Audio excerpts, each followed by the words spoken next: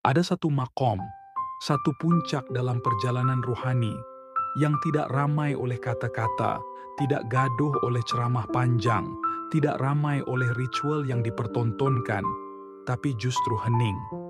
Itulah makom diam, puncak makrifat yang tidak bersuara, sunyi tapi penuh, hening tapi dalamnya seperti samudra. Apa itu makom diam dalam tasawuf? Dalam ilmu tasawuf, perjalanan jiwa dimulai dari syariat, lalu thariqat, menuju hakikat, dan akhirnya makrifat. Dan makrifat yang tertinggi tidak lagi bicara, karena jiwa yang telah sampai tak butuh menjelaskan. Ia menjadi, bukan mengatakan. Para sufi percaya, ketika hati telah tenggelam dalam cinta ilahi, maka lisan menjadi tidak perlu. Dulu, Bayazid al-Bustami ketika ditanya tentang Tuhan, ia hanya diam dan menangis. Karena baginya, jawaban sejati tak bisa dilisankan. Mengapa diam lebih dalam dari kata-kata? Diam bukan berarti kosong. Diam adalah bentuk adab tertinggi. Diam adalah pengakuan bahwa ilmu manusia itu terbatas dan bahwa kebenaran sejati hanya milik Allah. Para wali sering tampak biasa, tidak banyak bicara. Mereka lebih suka berzikir dalam hati daripada berdebat dalam forum, karena mereka tahu kebisingan mulut bisa mengeraskan hati, tapi hening bisa membuka tabir cahaya. Imam Al-Ghazali pernah menulis, kata-kata adalah tirai.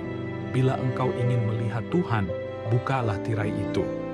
Contoh kisah para sufi dan makom diam Rabi'ah al-Adawiyah, sufi perempuan besar dari Basrah, sering menghabiskan malamnya tanpa berkata apa-apa.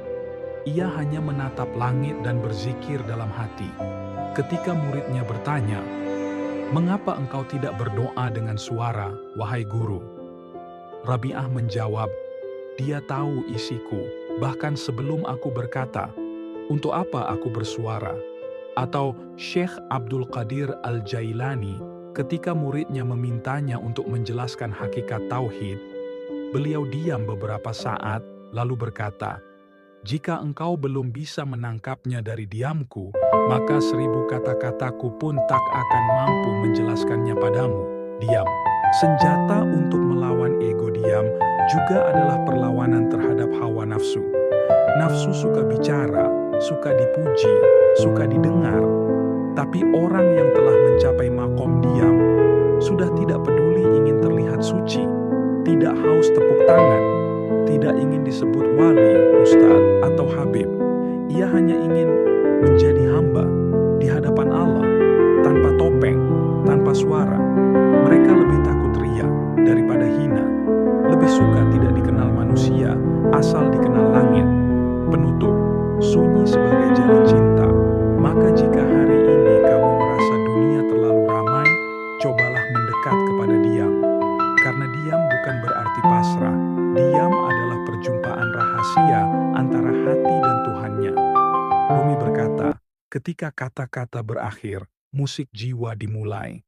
Itulah makom diam, makam cinta sejati, tempat di mana tidak ada yang tersisa kecuali Tuhan dan kamu.